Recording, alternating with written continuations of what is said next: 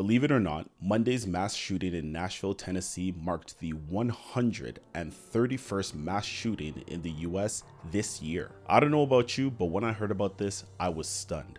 And I was wondering, how is it that so many mass shootings could have happened that I didn't hear about?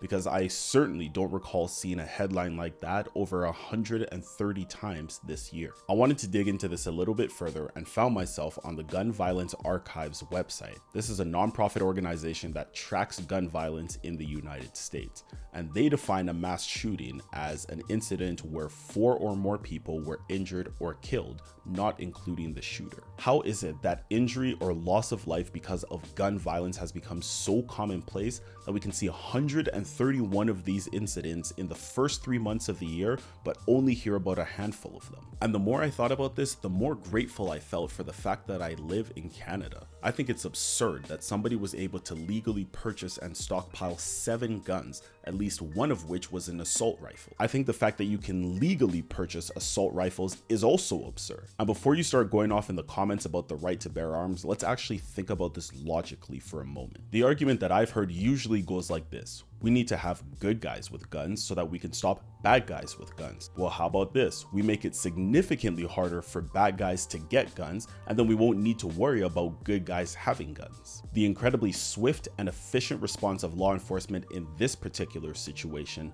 highlights why it is that we may not need to be as concerned as we think about good guys having guns. Yeah, but if there was a good guy with a gun who was present, then they'd have been able to stop the shooter in their tracks. Yeah, there's definitely some truth to that, but instead of talking about hypothetical situations, let's look at the actual data. It's a fact that over 9,800 people have died in the US so far this year because of gun violence. It is a fact that people who have no business touching guns are able to purchase them liberally because of the laws that states have passed to make it easier to acquire firearms. And it's a fact that 6 people left home on Monday morning not knowing that that would be the last time that they would ever see their home or their loved ones. And 3 of those people were 9-year-old children. I can't help but wonder, how do the politicians who have used every bureaucratic trick in the book to prevent the passage of laws that will curb access to guns justify what it is that they're doing? As cliche as it may sound, how is it that they sleep at night knowing that year after year people are dying due to their inaction?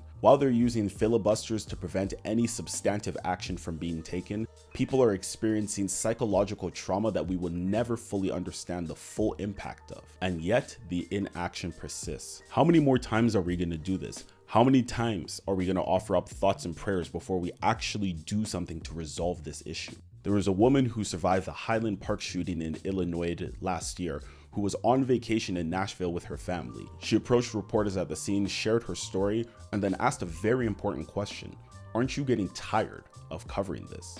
I can't help but wonder the same thing. My heart goes out to all those who are affected by this terrible tragedy, as well as those who will be affected by tragedies caused by gun violence next week, next month, next year, and perhaps even in the next decade if those who have the ability to do something don't stand up and act. If anything that was shared in this video resonated with you and you're a fan of thought-provoking discussions, be sure to check out this video right here where my co-host Uriel and I sat down with Christine to chat about identity, ego, and our search for meaning. And if these are topics that interest you, be sure to check out the Enlightened Awakening podcast everywhere where podcasts are available.